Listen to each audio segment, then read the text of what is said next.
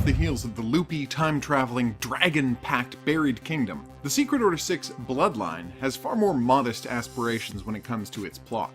This time, the Dragon Man cult, yes, they're still a thing, is attempting to corrupt a panacea flower, transforming it from a cure-all into a method of enslaving all of humanity. It's up to the player, in the continuing role of a heroic adventurer, to stop the cult and save the day with the help of some adorable animal sidekicks. But how about the hidden object criteria? Not in the least. These are some artfully constructed hidden object scenes, each one placed in a natural location, destroyed lab, treasure room, storage cupboard, to ensure that the scattered items fit naturally into the world. The only real drawback is the relative paucity of hidden object scenes on offer. The game is set in 6 distinct 5 to 6 room locations, and each one has just 2 to 3 hidden object scenes in it, for a total that feels a little low considering the game's 3-hour running time. It's a case of things being split right down the middle here. There are a few 12-1 scenes, and an almost equal number of integrated hidden object scenes. The integrated scenes are a little on the confusing side though.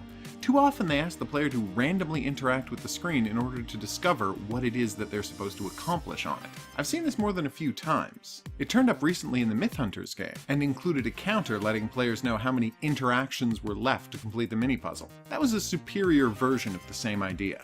Here, the mini-puzzles are just a little too unstructured, putting me in the unusual position of actually preferring the traditional 12-1 screens.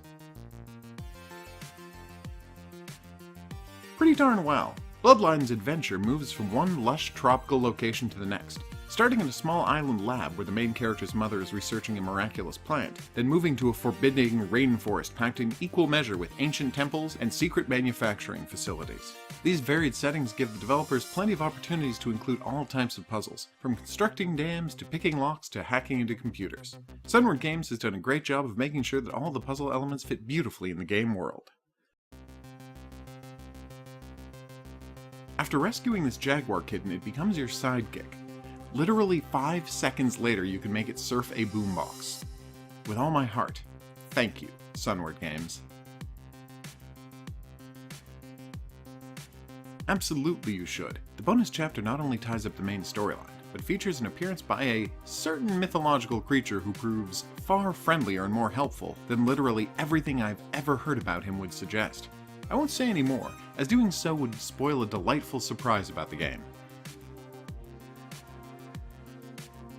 While there's nothing as adorable as a baby dragon in the Secret Order 6, it's every bit as engaging and high quality as the previous game in the series. Also, the baby dragon makes a cameo. Even if the game's hidden object screens aren't quite up to the standard that I'm used to from Sunward and Artifex Mundi, there's a solid story and plenty of great puzzles here, making it more than worthwhile entry for any fan of the series. I really should get around to playing those first 4 games at some point. This review is based on a copy of the game provided by the publisher. If you'd like to watch the playthrough which led to this review, swing by the Hidden Object Guru YouTube channel. See you back here for the next review, but until then, au revoir.